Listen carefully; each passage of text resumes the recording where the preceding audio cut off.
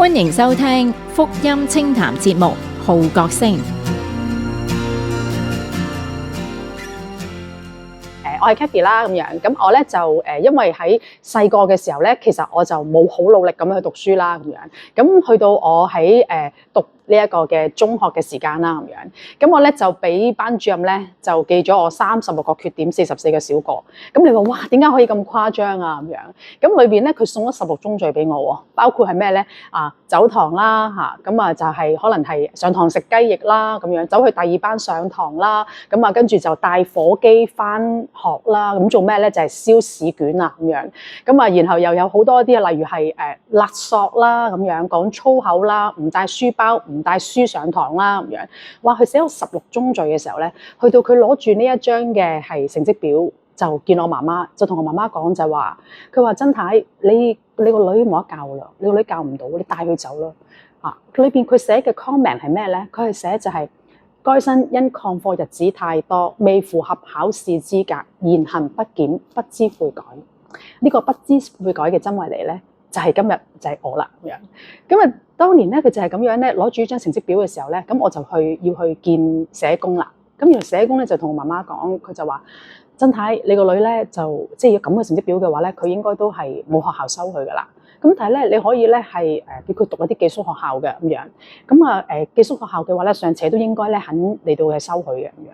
咁但係因為我屋企咧成長其實係一個好貧窮嘅家庭成長，咁其實我媽媽咧就冇可能夠可以支付到一個咁樣寄宿學校嘅費用俾我去讀書。咁就係咁樣咧，我就係好喺去到我喺中學嘅時間好早，我已經輟學，我就冇書讀啦。咁然後去到我16歲嘅時候咧，我入行咧喺一間模特兒經理人公司裏邊工作咁樣。咁就喺間公司裏邊咧，其實我大概係16歲入行嘅時候咧，我差唔多20歲嘅時候咧，其實我已經咧揾到人生第一桶金啊！我已經揾到第一個100萬咁樣。咁喺裏邊咧，其實我開始發現就係原來當我人生能夠揾到錢，當我咧能夠可以有一個咁樣嘅固定嘅收入嘅時候，我可以攞住啲錢翻去同阿媽講，話俾阿媽聽，我有錢俾家用啊！我發覺原來當我有錢嘅時候咧，我講嘢都可以大聲啲喎。我發覺當我有錢嘅時候咧，我就能夠可以咧翻到屋企咧去證明我自己嘅價值。點解咧？因為從小咧，其實我屋企咧係一個嘅 middle child 嚟嘅。我對上有2個家姐，對下有2個妹妹。咁一向以嚟咧，我覺得咧喺屋企係經歷唔到媽媽爸爸嘅愛。我唔覺得爸爸媽媽錫我嘅，因為通常咧，如果你明白就係永遠屋企裏邊咧5姊妹咧，其實就最大一個一定係最多嘅責任啦，最多嘅期望啦，最多嘅承擔啦，將所有嘅即係管教咧都放喺大家姐身上面嘅喎。咁而咧，通常啲妹咧就愛嚟錫嘅，就係即係可能佢都係會最識得咧去討爸爸媽媽歡心啦，咁樣係嘛？咁但係咧，我個人咧就好倔強嘅，我就唔中意走呢條路線嘅，我就係唔會咧去嚟到嘅去即係識得去講説話去氹爸爸媽媽，佢好黐身，我唔係呢啲。咁所以變咗咧，我咧就從小覺得自己咧就唔係太有存在價值，唔係太有存在感，我覺得自己可有可無嘅。而且我覺得即係喺屋企我都係冇乜機會可以去發聲同埋表達自己。但係原來當我喺 modeling 裏邊咧，當我努力工作嘅時候，只要我努力，我能夠揾到錢嘅時候，呢個就係證明我自己嘅價值。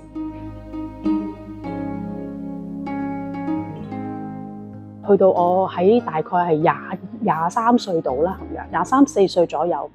咁公司發生咗一件事情，就係咧公司突然間嘅倒閉。咁裏邊本來一啲咧合約嘅藝員承諾咗一啲嘅工作啦，咁就冇工作做。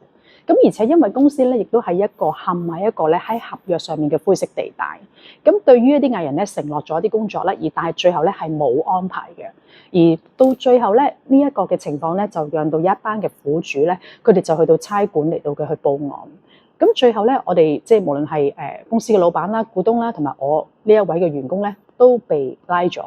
咁而嗰段時間咧，我就經歷咗啲人生最大嘅困難。我經歷咗2年嘅時間喺個官司嘅事件嘅裏邊咧，我糾纏咗2年。但係我每一個星期我都要去差館去報到。而每一個星期要去差館報到，我失去咗自由，我唔再可以去旅行。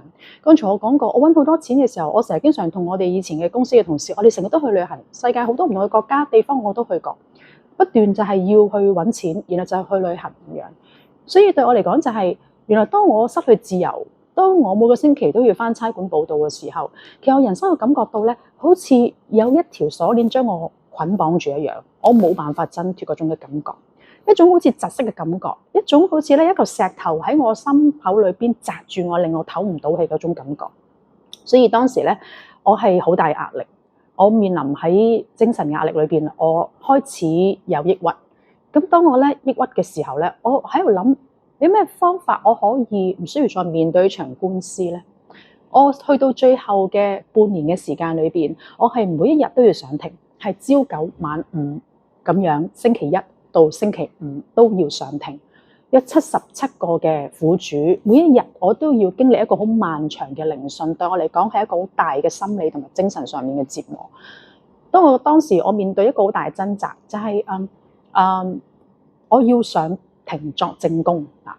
咁但係咧，我又知道，如果我作證供裏邊講嘅嘢唔係事實嘅話咧，我冇辦法接受，因為我細個嘅時候，其實我小學我係返牛池灣彩虹喜樂福音堂，但係當我中學嘅時候，我已經22嘅時候，我已經唔再返教會。但我心裏邊我自己過去喺呢段時間裏邊，我其實每一晚我都喺心裏邊咧嚟到嘅去覺得自己所做嘅嘢咧係犯罪，係得罪上帝。我每一晚我都祈禱，我求神咧去赦免我嘅罪，求神原諒我。但係每一日我都係故而復始咁樣繼續嘅去講大話，去做一啲唔應該做嘅事情。嗰個嘅我其實我感覺到係一種好虛偽、好假嘅我，對住一啲嘅客人一個樣，對住屋企人一個樣，對朋友一個樣。其實我失去咗自己，我揾唔到自己。而當時我覺得就係嗰個戴住唔同面具嘅我，嗰種嘅虛偽，我好唔中意。但係我冇辦法離開當時嗰個嘅環境。咁所以喺當時咧，我就最後我係喺嗰個嘅抑鬱嘅裏邊咧，我冇辦法能夠可以咧係繼續覺得自己係可以即係生活落去，因為我每日都行屍走肉咁樣樣。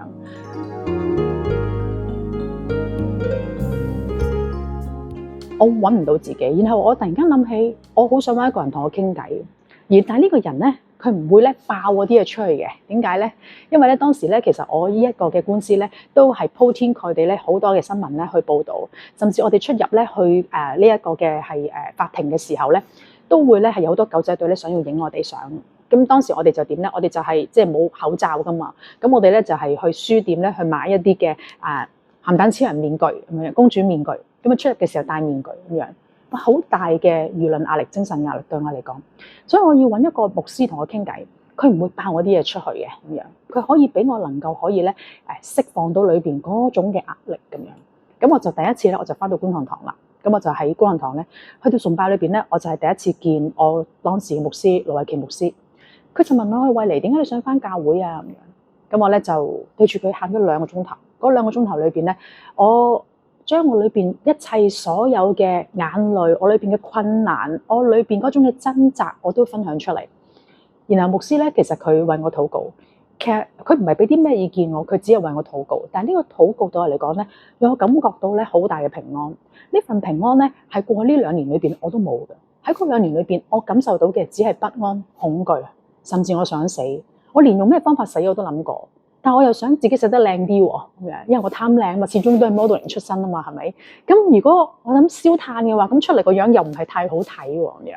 咁如果跳樓嘅話，咁就如果即係跳唔死咁點咧？如果爆晒啲腦漿出嚟又唔靚喎，咁樣。咁我諗下咩方法死？可能用交通意外死啊最好喎，咁樣最自然係嘛？但係咧，其實你問我係咪真係想死咧？其實事實上我唔係想死，而係我真係想逃避呢件事。我好怕坐監，我唔想去接受。我好驚，如果萬一要坐監嘅話，如果俾我揀，我情願揀死，我都唔想坐監。所以人面對最大嘅困難嘅時候，嗰個不安同埋恐懼，唔係因為我哋想死，而係因為我唔想面對呢件事，我想逃避，所以我情願選擇死。但我冇呢個勇氣，咁所以當去到我喺牧師房，佢同我祈禱嘅時候，嗰個祈禱對我嚟講咧，我感受到嗰種嘅平安咧，係我從來冇經歷過。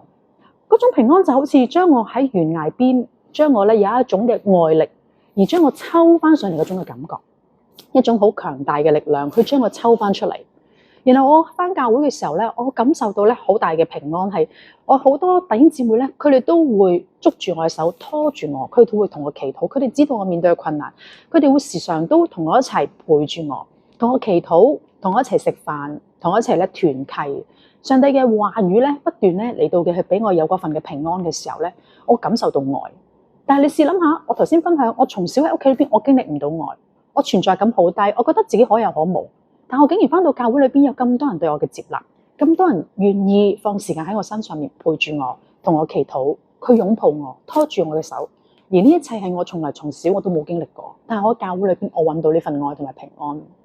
就係咁樣，我就開始喺教會裏邊咧，係返團契同埋咧主日學咁樣，返小組、返崇拜咁樣。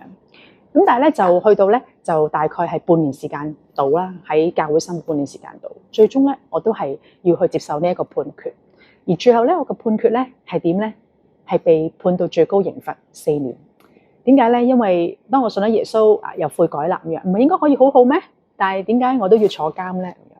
原來信耶穌其實唔係因為我哋信咗耶穌之後環境可以改變，患難可以即刻挪開，而因為信咗耶穌之後，我裏邊唔同咗，我嘅生命已經裏邊有咗嗰份平安，同埋有咗嗰份信心，我有能力去面對呢一切所有困難。